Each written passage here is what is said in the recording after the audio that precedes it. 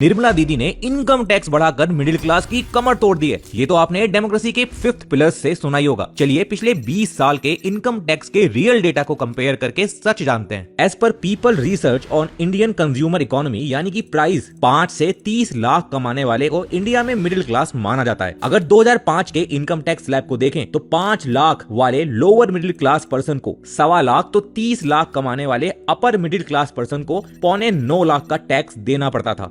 2009-10 में ये टैक्स घटाकर 55,000 और 7.95 लाख कर दिया गया। 2015 में इनकम टैक्स स्लैब को फिर से चेंज किया गया, जिससे 5 लाख कमाने वाले को 27,500 तो 30 लाख कमाने वाले को 7.5 लाख का टैक्स देना पड़ा। और 2019-20 आते आते रिसेंट हिस्ट्री में पहली बार एक स्लैब को आधा कर दिया गया, जिससे 5 लाख कमाने वाले को जीरो टैक्स के साथ टैक्स सिस्टम से बाहर ही कर दिया गया। साथ ही 30 लाख तक की इनकम पर लगने वाला इनकम टैक्स भी हिस्ट्री में रिकॉर्ड लो पर है। बट लाखों का टैक्स लगाने वाले लोगों से 5 रुपए की पेडिग्री खाकर कुछ लोग विदाउट डेटा ये साबित करने में लगे हैं कि गवर्नमेंट ने टैक्स बढ़ा दिया है। वैसे आप इस साल कितना टैक्स भर चुके हैं, कमेंट करके बताइए। जय हिंद।